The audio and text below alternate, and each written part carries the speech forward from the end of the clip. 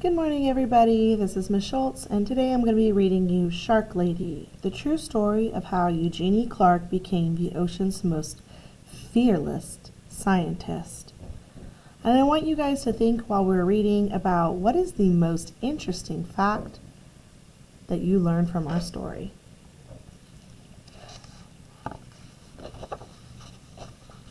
This is written by Jess Keating, illustrations by Marta Alvarez Higgins.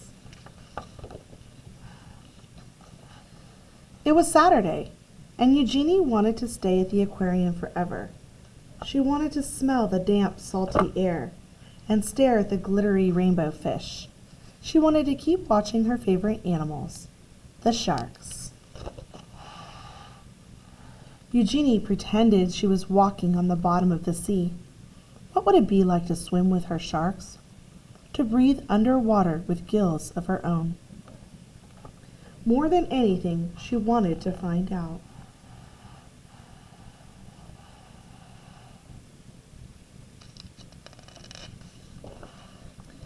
When summer came, Eugenie's mother took her to swim at the beach in Atlantic City.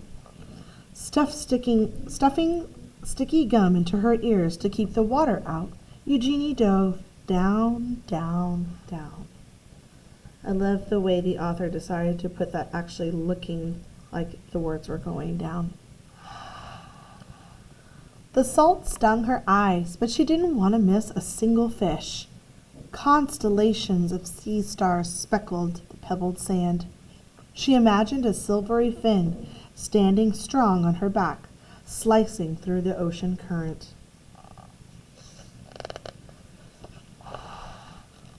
To others, sharks were ugly and scary, but Eugenie knew they were beautiful. As she glided through the cool water, she wished everyone could see the sharks through her eyes. But the sharks were only in her mind. For now, Eugenie decided to learn everything she could about them. So she dove.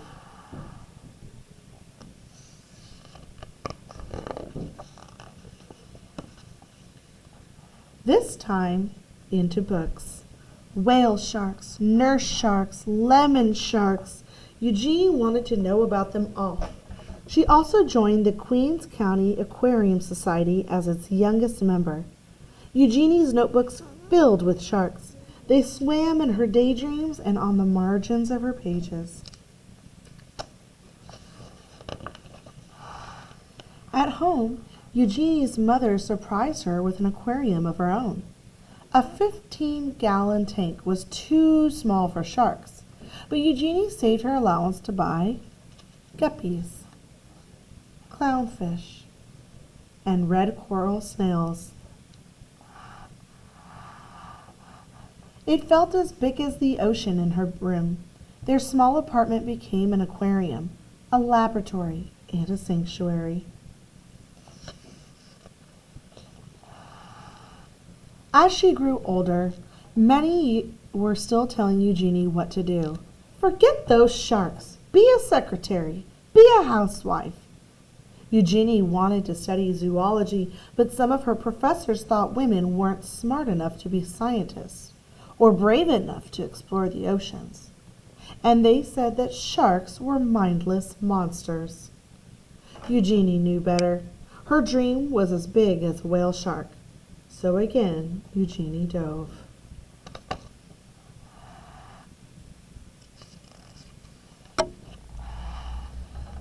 She plunged into every course she could. Her laboratory became her home. From sunrise to sunset, she studied how fish grow, how they behave, and how they were put together, both inside and out. Despite all of the people who didn't believe her, Eugenie was becoming one of the smartest students in her field. Even after she earned her degree, many still doubted her. But Eugenie's work was just beginning. Eager to make discoveries of her own, Eugenie finally dove into the open ocean. In the Red Sea, Eugenie collected hundreds of fish, including 3 new species that had not been discovered before. The Red Sea sand diver,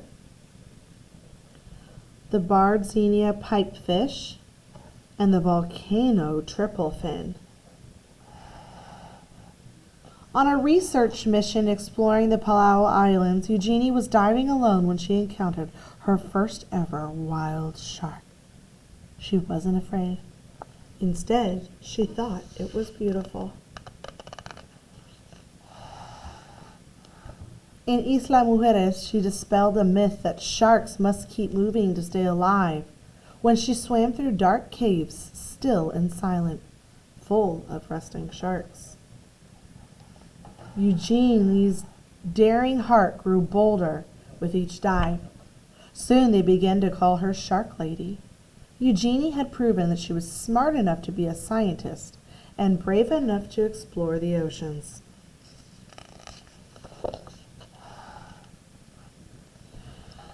As her courage grew, she began to love and understand her beloved sharks more and more. But she never forgot many still believed that sharks were mindless killers.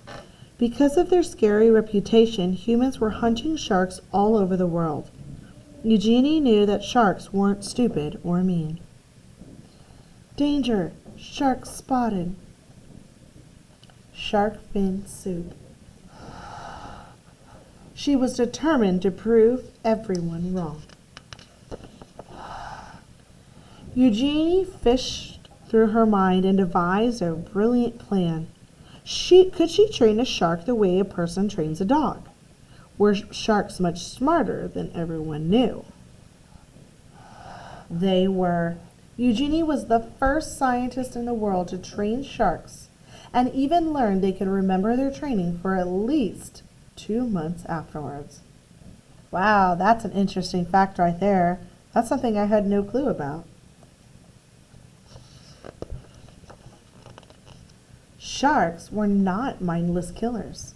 Sharks were beautiful. Sharks were smart. They deserved to be studied, protected, and loved. And Eugenie's dream was now a dream come true.